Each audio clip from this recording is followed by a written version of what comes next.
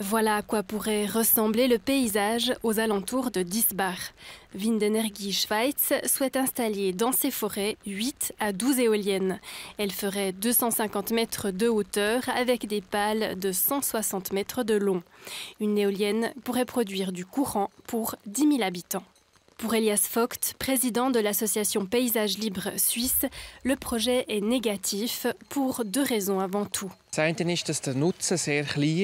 D'une part, l'utilisation qu'on pourra en faire est très faible. La Suisse n'est pas un pays où il y a beaucoup de vent, surtout ici à Diesbach.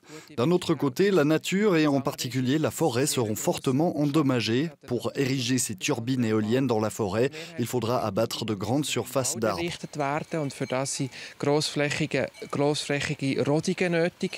L'entreprise Windenergie Schweiz existe depuis 6 ans. Georg Persigel en est le cofondateur, mais il est aussi propriétaire d'une entreprise allemande qui a déjà installé 483 installations éoliennes. Il réalise avant tout des parcs éoliens sur des terrains appartenant à des bourgeoisies. La semaine dernière, Windenergie Schweiz a informé la bourgeoisie de Diesbach qu'elle souhaitait prendre des mesures du vent pour voir si l'installation d'éoliennes pouvait se faire. Le vent n'arrête pas à la frontière de la Suisse. Bien sûr, au nord d'Allemagne, par exemple, il y a plus de vent qu'ici, mais aussi, il faut dire que le vent qu'on a ici, c'est suffisant pour produire assez d'énergie. Parmi les membres de la bourgeoisie de Diesbach, certains sont réticents. Je ne suis pas contre les éoliennes de façon générale, mais je suis contre l'installation de 4 éoliennes dans notre belle forêt. C'est ce qui me dérange et qui me fait mal.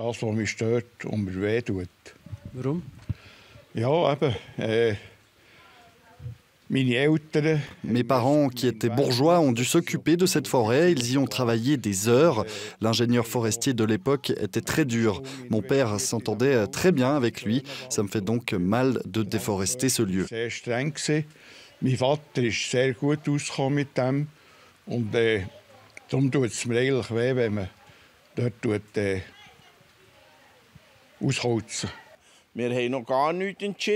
On n'a rien décidé pour le moment. Il faut bien s'informer pour prendre une décision et pour se former une opinion. La forêt est très importante pour moi, mais dans le futur, il est vrai aussi qu'il faudra trouver d'autres sources de financement pour cette forêt.